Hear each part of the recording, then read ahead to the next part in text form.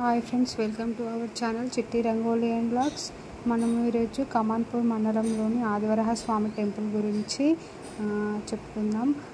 దశావతారాల్లో వరాహ అవతారం ప్రసిద్ధమైనది. వరాహ అవతారంలో జలప్రలయంలో చిక్కుకున్న భూమండలాన్ని తన కోరికల మీద ఆదిదేవుడు రక్షించాడని పురాణాలు చెప్తున్నాయి. అలాంటి వరాహ అవతారానికి సంబంధించిన విగ్రహాలు మన తెలంగాణ రాష్ట్రంలో ఒకే ఒక చోట మాత్రం ఉంది. అది పెద్దపల్లి జిల్లాలోని కమాన్పూర్ మండలం కేంద్రంలో ఉంది. ప్రతి సంవత్సరం ఇక్కడ విగ్రహం పెరుగుతూ ఉండడం ఇక్కడ విశేషం. మన తెలుగు రాష్ట్రాల్లో కేవలం రెండు ప్రాంతాల్లో ఆదివరాహ విగ్రహాలు దర్శనమిస్తాయి.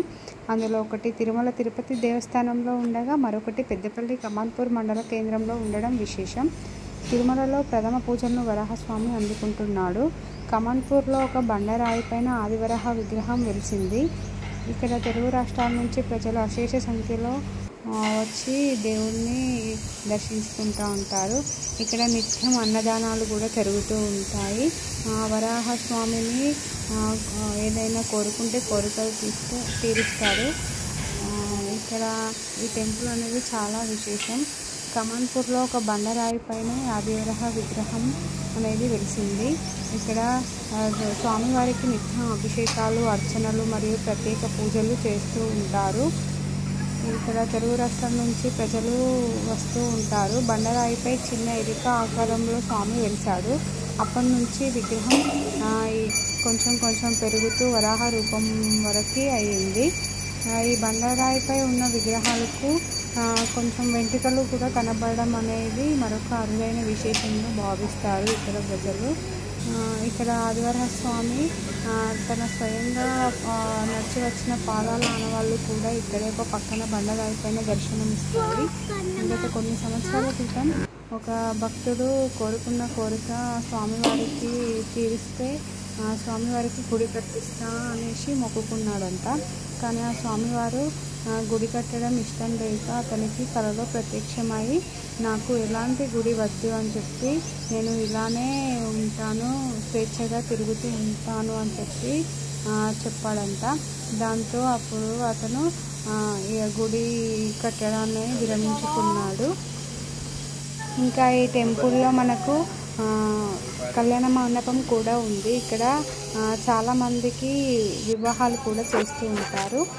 ఇక దేవుడికి గుడి వద్దని చెప్తే ఇంకా గుడి చుట్టుప్రక్కల మాత్రం చాలా బాగా చేశారు. దేవుడు మాత్రం ఇలా ఎండలోనే వానలోనే తడుస్తూ ఉంటాడు. వరాహ స్వామి అయితే స్వయంభూగా వెలిశాడు. ఇక్కడ స్వామివారు మనకు ఇక్కడ వెలిసే ముందు నడిచి వచ్చిన పాదాలు ఇక్కడ ఉంటాయి.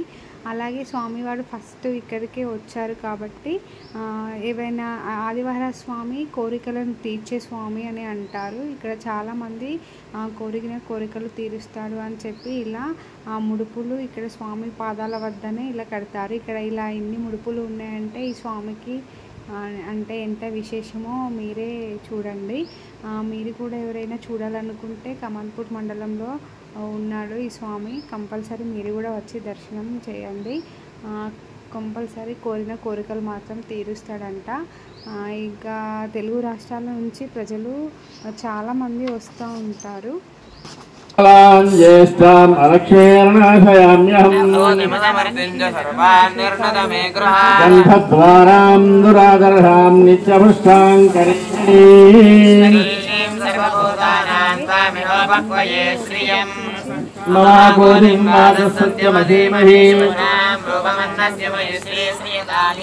కర్తమేన ప్రజాభూతా మయి సంభవ కర్తమా. దయచేసి నా ఛానల్ను కొత్తగా చూసేవారైతే సబ్స్క్రైబ్ చేయడం, లైక్ చేయడం, షేర్ చేయడం మర్చిపోకండి.